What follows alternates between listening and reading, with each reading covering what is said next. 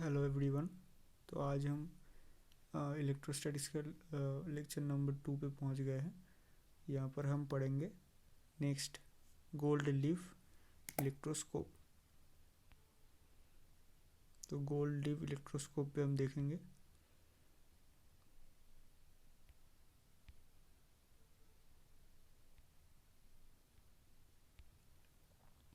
तो gold leaf electroscope. यहाँ पर electroscope a device which is used to check whether the body is charged or not। कोई एक body charge है क्या नहीं है, ये चेक करने के लिए हम इस डिवाइस का इस्तेमाल करते हैं। यहाँ पर gold is most malleable metal, सबसे मैलिएबल मेटल है और बहुत ज़्यादा थीन शीट इसका बनाया जाता है। Very thin sheet of gold can be easily made, so इसको यूज़ किया जाता है। तो कंडक्टिंग नॉर्म होता है ये है गोल्ड लीफ इलेक्ट्रोस्कोप की एक डायग्राम, जिसको आप देख सकते हो। जो क्या होता है, देखो, एक ऐसा नॉब होता है, एक इंसुलेटिंग पैड होता है और इसमें एक गोल्ड लीफ होता है। तो जब भी कोई चार्ज इसका कांटेक्ट में आता है, ये वाला, तब क्या होता है, इससे चार्ज निकल के इस लीफ पे जाता है और दो लीफ पे सेम चार्ज आ जाने के बाद वो रिपेल करता है। तो ये क्या होता है, रिपेल करते वक्त हम बाहर से जब करते हैं बाहर से, तो हम समझ जाते हैं हाँ यहाँ पर कोई चार्ज्ड बॉडी आया था, यहाँ पर कोई चार्ज्ड बॉडी आया था। ठीक है, तो ऐसे हम समझ जाते हैं कि हाँ ये गोल्ड लीफ इलेक्ट्रोस्कोप ऐसे तरीके से यूज़ होता है। ऑरिजिन ऑफ चार्जेस, यहाँ पर कुछ पॉइंट्स होते हैं, बोर्ड्स के लिए इम्पोर्टेंट है।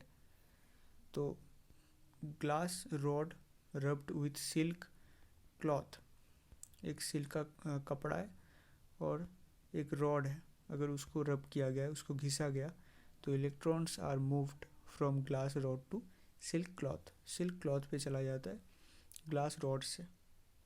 आफ्टर रबिंग ये होता है।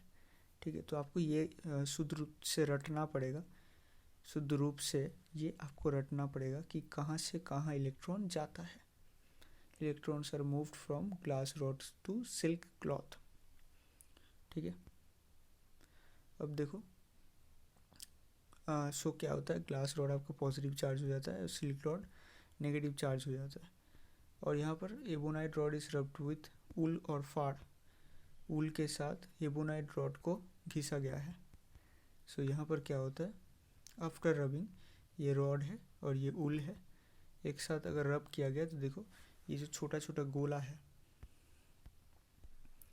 ये गोला आपको दिखाएगा कि कहाँ से क्या होगा। तो ये शॉर्ट नोट्स हो गया आपके लिए। ठीक है, इससे आपको क्या पता चलेगा कि कहाँ से कहाँ इलेक्ट्रॉन जा रहा है, ये आपको सिर्फ याद रखना है। और सिर्फ एग्जाम्पल में कौन सा मटेरियल का इस्तेमाल किया गया, जैसे एबोनाइट रॉड और रब विथ ऊल फाड़, ऊल और फाड़। सो ये फाड़ और एबोनाइट को आपको याद रखना है सिर्फ, और सिर्फ आपको याद रखना है कि कहाँ से कहाँ इलेक्ट्रॉन जा रहा है। सो अगर आप ये याद रखोगे तो आप इसको याद रख सकते हो, हाँ यहाँ से यहाँ जाता है। तो ये बोर्ड्स के लिए इम्पोर्टेंट, बोर्ड्स का जो स्टूडेंट्स, तो ये आप इसको रटना ही पड़ेगा, आपको कोई इसका उपाय नहीं है। तो देखिए, ये आप पढ़ लेंगे, इसमें कोई प्रॉब्लम नहीं है। देखो हम आगे जाते हैं। मेथड्स ऑफ चार्जिंग, जिसमें आता है बाय रबिंग, बाय इंडक्शन और बाय कंडक्शन। रबिंग और इंडक्शन और कंडक्शन से, ये तीनों प्रोसेस से कोई भी बॉडी चार्ज होता है। तो जिसमें आता है, पहले आता है रबिंग, जिसमें फ्रिक्शनल इलेक्ट्रिसिटी आता है, उसके बाद आता है बाय इंडक्शन और आता है बाय कंडक्शन। चार्जिंग क्या होता है, चार्जिंग का प्रोसेस अगर आप देखोगे तो चार्जिंग में फ्रिक्शनल इलेक्ट्रिसिटी होता है। तो दो बॉडी को अगर आपको रब करेंगे आप, तो आपको वहाँ पर क्या मिलेगा कि दो बॉडी के बीच में ये रबिंग के लिए यहाँ पर क्या हो रहा है आपके पास, इसमें काम कर रहा है पाथ फंक्शन, इसको बोला जाता है पाथ फंक्शन। ये जो साइन है ना, फाई, इसको आप मॉडर्न फिजिक्स में पढ़ोगे, इसको बोला जाता है पाथ फंक्शन। ठीक है, इसको क्या बोला जाता है, इसको बोला जाता है पाथ फंक्शन, पाथ फंक्शन। ठीक है, अब ये जो पाथ फंक्शन होता है ये किसका ज़्यादा होगा, जिसका ज़्यादा होगा उसका पाथ फंक्शन, जिसका ज़्यादा होगा उससे इलेक्ट्रॉन जल्दी नहीं निकलेगा, उससे ज़्यादा, उससे देर से निकलेगा, मतलब उसको उस मटेरियल को ज़्यादा एनर्जी देना पड़ेगा, वो ज़्यादा एनर्जी एब्जॉर्ब करेगा, उसके बाद वो निकलेगा। तो पाथ फंक्शन वही बताता है। तो आप अगर देखोगे तो यहाँ पर ए पॉजिटिवली चार्ज हो रहा है और बी नेगेटिवली चार्ज हो रहा है। So mass will be slightly decrease, इसका और इसका इंक्रीज हो रहा है। तो आप देखोगे कि यहाँ पर थोड़ा सा पाथ फंक्शन के बारे में बताया गया है इसमें। ठीक है, इसमें आपको पाथ फंक्शन के बारे में थोड़ा सा नोट्स मिल जाएगा, पढ़ लीजिए कि एक मेटल शीट होता है और जो इलेक्ट्रॉन जब निकलता है तो उससे रिस्ट्रेनिंग और रिस्टोरिंग इलेक्ट्रोस्टैटिक फोर्स आता है, क्योंकि इसमें पॉजिटिव चार्ज आ जाता है और इसमें नेगेटिव चार्ज आ जाता है। तो एक ये जो एक मेटल शीट है, तो वर्क फंक्शन इसमें दिया गया है कि the minimum energy required to remove an electron from an outer surface of metal body. Actually क्या होता है कि कोई भी मेटल में अगर आप देखो तो उसमें हम जानते हैं उसमें लूजली बॉन्डेड इलेक्ट्रॉन होता है, लूजली बॉन्डेड इलेक्ट्रॉन होता है, मतलब वो मूव कर सकता है, उससे उसमें कंडक्शन होने की संभावना होता है।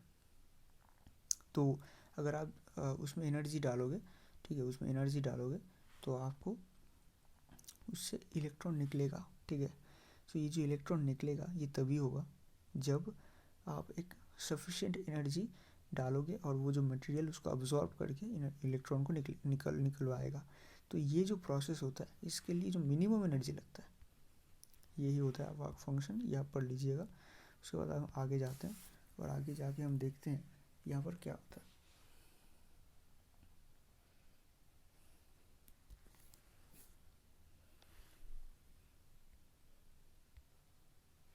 तो अब हम सीखेंगे कि इसमें फ्रिक्शनल इलेक्ट्रिसिटी के अंदर कुछ एग्जाम्पल, जिसमें आप देखोगे कि इसमें मैजिक बैलून आता है, जस्ट एक नाम दिया गया है।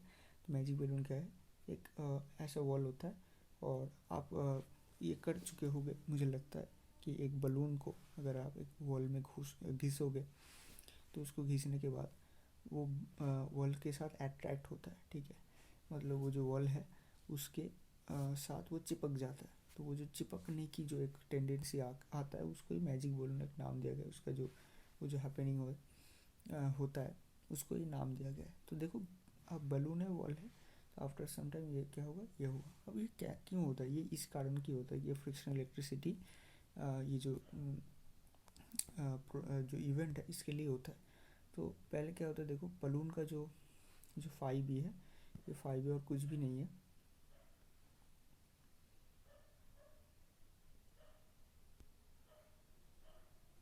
ये फाई बी और कुछ भी नहीं है, ये जो फाई बी है, ये फाई बी है जो बलून है, उस बलून का, ठीक है, बलून का वर्क फंक्शन, ठीक है, डब्ल्यू एफ, उस बलून का वर्क फंक्शन है फाई बी। और ये जो फाई डब्ल्यू है ये क्या है आपके पास,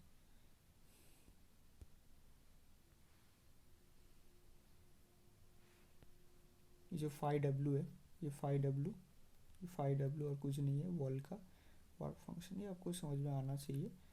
उसके बाद आप इसको देखिए कैसे ये काम करता है।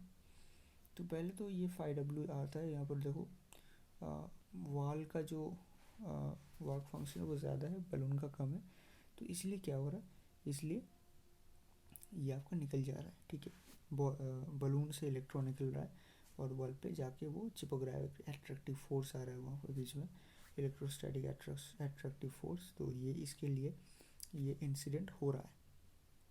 ठीक है, अब देखो metallic chains are constantly earthing the petrol tank. ठीक है, पेट्रोल टैंक को वो जो होता है आपके पास जो चेन होता है, आप देखोगे ये नॉर्मली दिख जाता है बहुत जल्दी। ये चेन ऐसे तरीके से इसको टंगाया जाता है, वो वाला जो ये वाला जो हिस्सा है इसके साथ।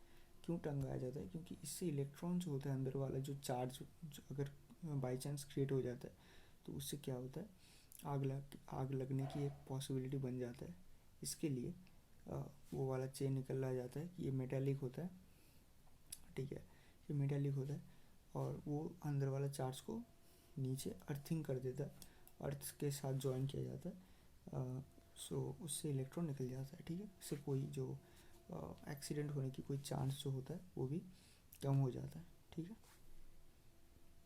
चलिए अब नेक्स्ट चलते हैं। अब अगर आप देखोगे, सो यहाँ पर अगर आप देखोगे तो यहाँ पर आता है कि टायर्स और wheels of airplane are made slightly conducting. थोड़ा सा कंडक्टिंग होना चाहिए होता है, क्योंकि वो वाला जो एयर होता है उससे कुछ अगर चार्ज क्रिएट होता है तो वो चार्ज क्या होता है, कंडक्टिंग के बारे में होने के बाद वो अर्थिंग हो जाता है, ठीक है, अर्थ हो जाता है। Because this is done so as to the earth the excess of charge will due to air friction. Air friction से जो अगर चार्ज डेवलप हो जाता है उस चार्ज को क्या करते हैं, ठीक है, अगर कोई चार्ज इसमें डेवलप हो जाता है तो उस चार्ज को अर्थ किया जाता है। इसलिए वो जो एयरप्लेन का ये जो पन्ना पाया इसमें जो ऐसा एक व्हील होता है उसके ऐसे तरीके से तो ये वाला कंडक्टिंग किया जाता है, क्योंकि इससे चार्ज इसमें निकल सकता है ऐसे तरीके से, ठीक है। होकर यहाँ पर अर्थ के अंदर ये चार्ज चला जाता है। बात समझ में आए? अब देखिए, charging by induction, opposite nature charges develop due to flow of electrons, ठीक है। इसमें नोट क्या आपको पता करना चाहिए, नेगेटिवली चार्ज्ड पॉजिटिवली चार्ज होता है जब पॉजिटिव चार्ज ज़्यादा होता है। अगर नेगेटिवली चार्ज तभी होगा जब नेगेटिव चार्ज ज़्यादा होगा। अगर न्यूट्रल होना चाहिए तब जो आपके पास जो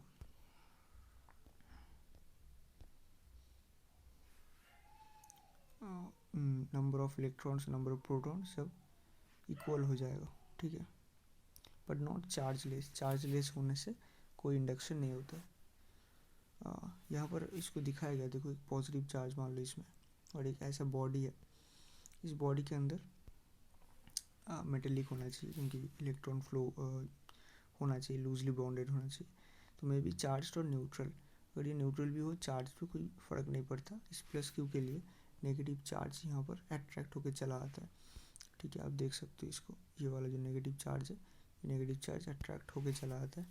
तो इससे क्या होता है, इसको ये जो इवेंट हो रहा है इसको ही बोला जाता है इंडक्शन।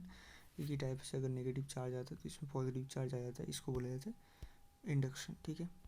अब हम आगे जाएंगे, आगे जाके हम नेक्स्ट लेक्चर में इसको पढ़ेंगे बाकी पार्ट।